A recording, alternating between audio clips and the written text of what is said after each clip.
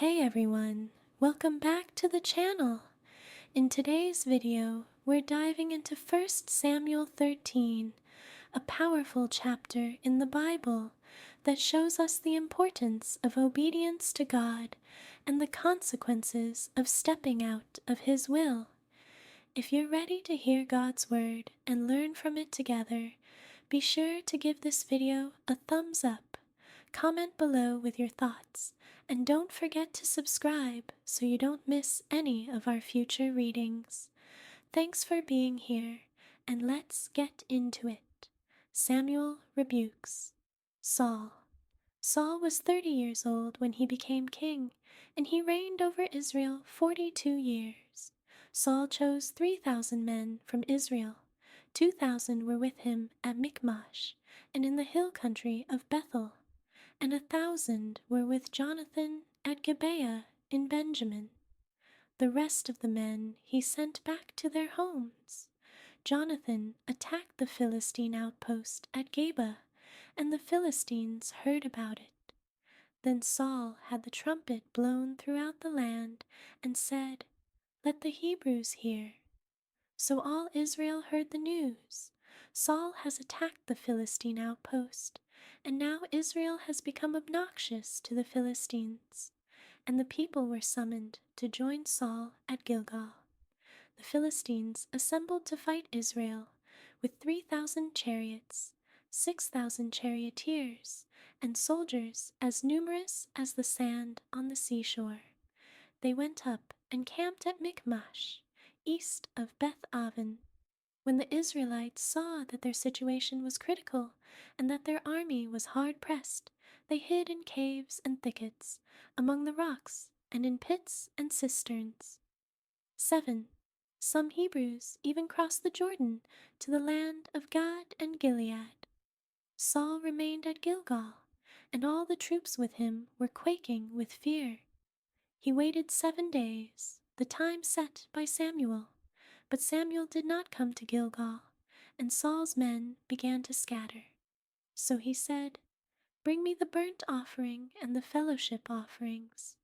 And Saul offered up the burnt offering. Just as he finished making the offering, Samuel arrived, and Saul went out to greet him. "What have you done?"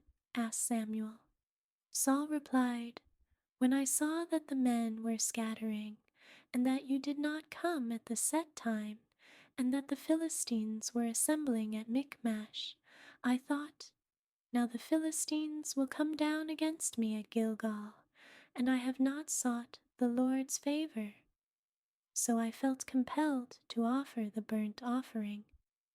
"You have done a foolish thing," Samuel said. "You have not kept the command the Lord your God gave you. If you had, He would have established your kingdom over Israel for all time. But now your kingdom will not endure. The Lord has sought out a man after His own heart and appointed him ruler of His people, because you have not kept the Lord's command." Then Samuel left Gilgal and went up to Gibeah in Benjamin, and Saul counted the men who were with him. They numbered about 600. Israel without weapons. Saul and his son Jonathan and the men with them were staying in Gibeah in Benjamin, while the Philistines camped at Michmash.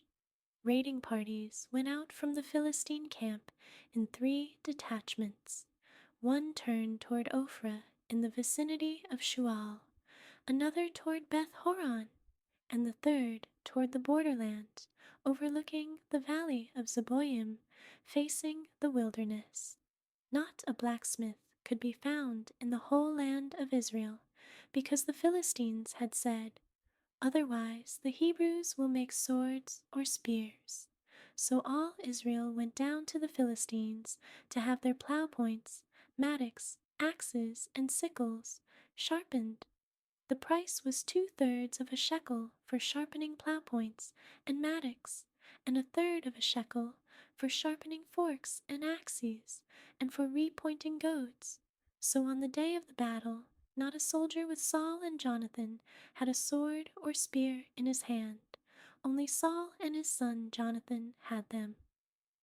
Jonathan attacks the Philistines. Now a detachment of Philistines had gone out to the pass at Michmash.